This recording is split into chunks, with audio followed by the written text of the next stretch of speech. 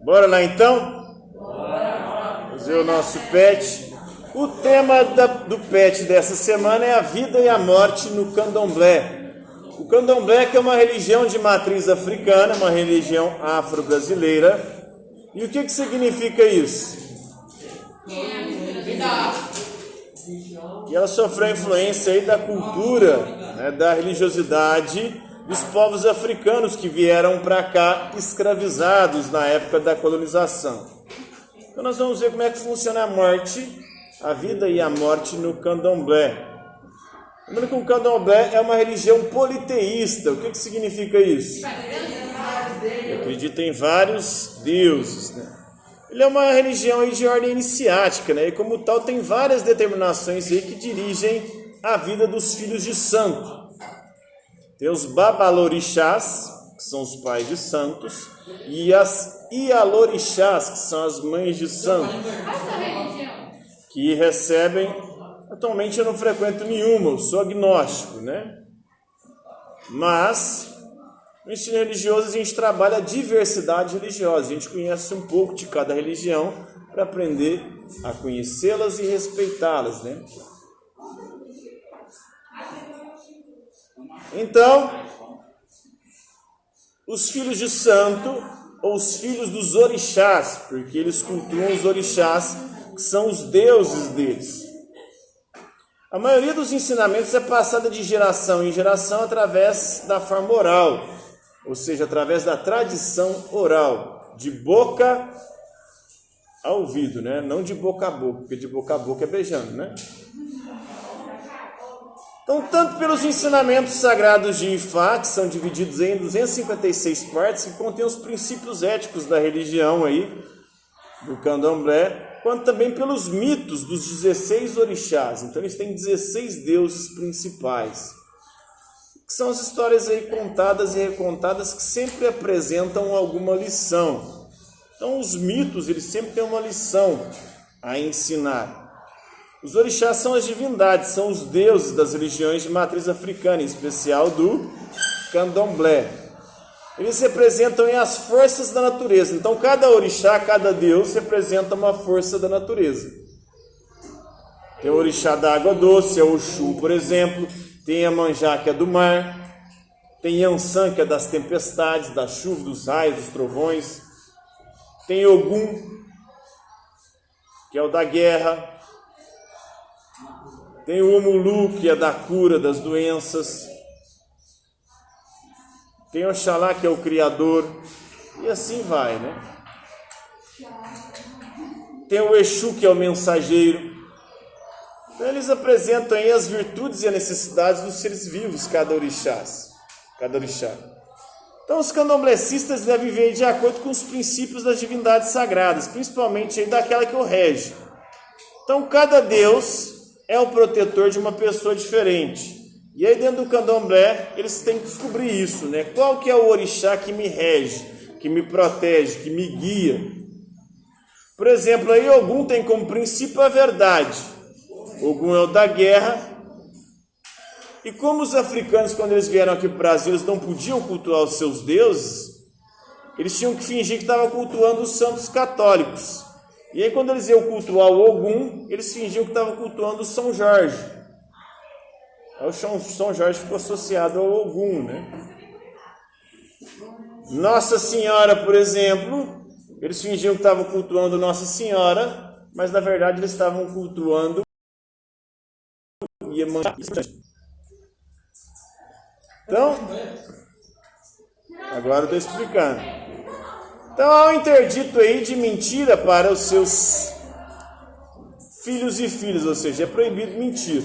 Muito provavelmente aqueles que não seguem esse caminho serão punidos pelo próprio orixá. Para o candomblé não existe uma concepção de céu e inferno. Então para eles não tem isso, né, de céu e inferno. Se você for bom, se for ruim, você vai para o céu, vai para o inferno, né? Eu acho que isso só foi criado para também. Oi? Eu acho que o inferno foi criado para dar tempo. As religiões usam, né, o inferno, o medo do inferno, para tentar controlar as pessoas. Para eles, os infernos, eles passam na escravidão. Oi? Para eles, o inferno, Com certeza, a escravidão foi um inferno verdadeiro, né? Um inferno aqui na Terra.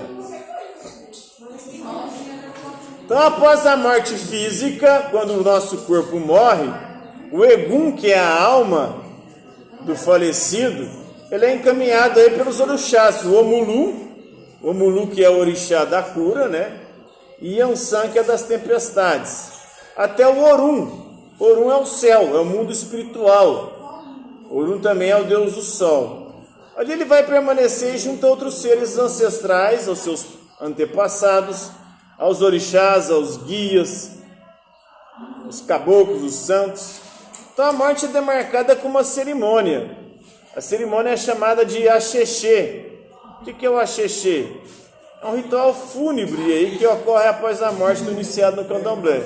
Então é o velório deles, o Axexê, no qual os feitos aí, as boas obras, as boas coisas realizadas pelos iniciados são glorificados. Então eles ficam ali no Axexê contando histórias das coisas boas que o morto fez. Então, esse morto fez isso, isso, aquilo, né? Contando as histórias ali. Então, eles são glorificados. Então o candomblé não acredita que a morte é o fim da vida, né? Mas sim o início de um ciclo do Aie na Terra, né? É uma espécie de reencarnação, de crença em reencarnação também, né? Conforme o fundamento aí nas tradições africanas, após a morte física, o espírito é encaminhado ao Orum, né? Aqueles espíritos que atingiram a iluminação, que foram bons, né? Aqueles espíritos que não cumpriram o seu destino, eles acreditam que vão se reencarnar, né?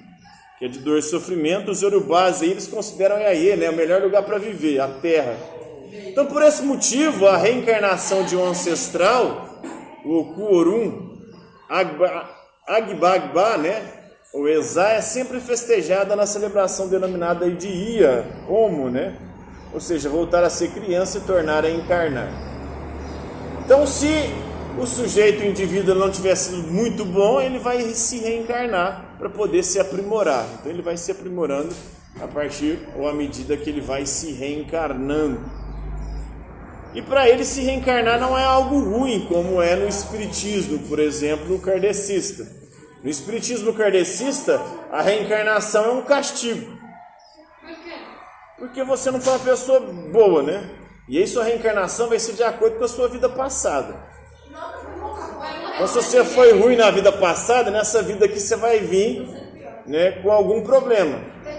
Por exemplo, eles dizem que pessoas com deficiência, pessoa com algum problema de saúde, essas pessoas é porque elas cometeram alguma coisa ruim em outras vidas, né?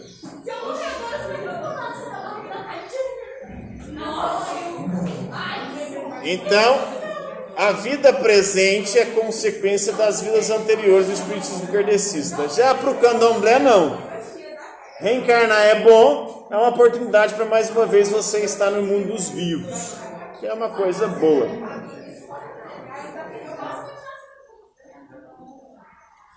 Então, a atividade é, após a leitura atenta do texto, assinale a visão da vida e da morte para os seguidores do candomblé.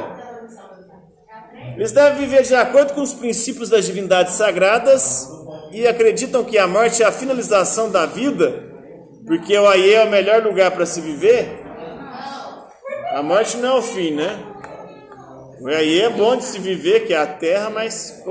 vai sentar no seu lugar?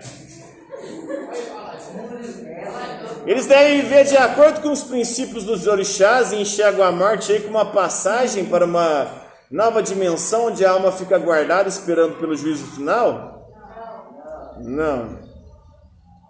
Não tem juízo final, não tem céu e inferno, não tem julgamento. Oi?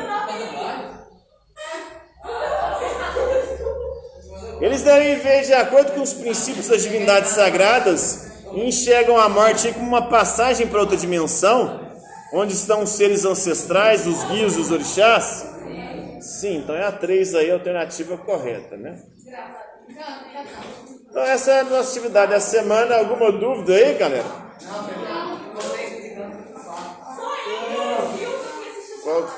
Qualquer dúvida aí, estou à disposição de vocês, beleza?